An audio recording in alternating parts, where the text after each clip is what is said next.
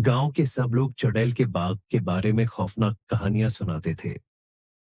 वो जो भी बाग में गया, कभी वापस नहीं आया।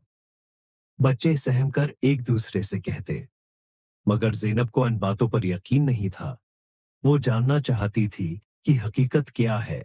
ज़ैनब एक बहादुर और तजस्सुस से भरपूर लड़की थी। एक दिन जब वो गांव के किनारे जा रही थी, तो उसे एक पुरानी लोहे की गीट नजर आई, जिस पर बेलें लपटी हुई थीं। ये वही बाग था जिसके बारे में सब बातें करते थे। ज़ैनब ने गहरी सांस ली और आहिस्ता से गीठ धकेल कर अंदर चली गई। जैसे ही उसके कदम बाग की नरम जमीन पर पड़े, वो हैरत से देखती रह गई।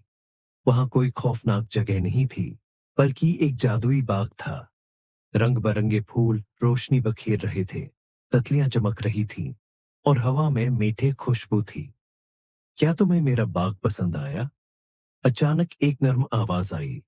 ज़ैनब ने मुड़कर देखा तो एक बूढ़ी औरत खड़ी मुस्कुरा रही थी।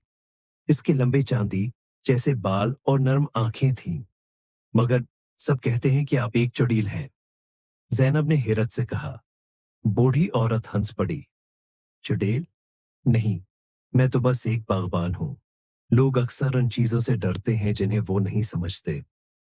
ज़ैनब ने कई घंटे बाग में गुजारे, जादुई पौधों के बारे में सीखा, और जाते वक्त बूढ़ी औरत ने उसे एक नीला चमकदार फूल तोहफे में दिया।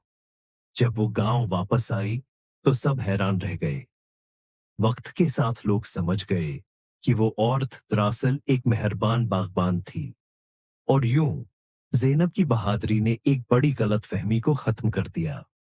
ये कहानी बच्चों को सच्चाई की खोज, बहादुरी और दूसरों के बारे में पहले जाने बगैर राय न बनाने का सबक देती है।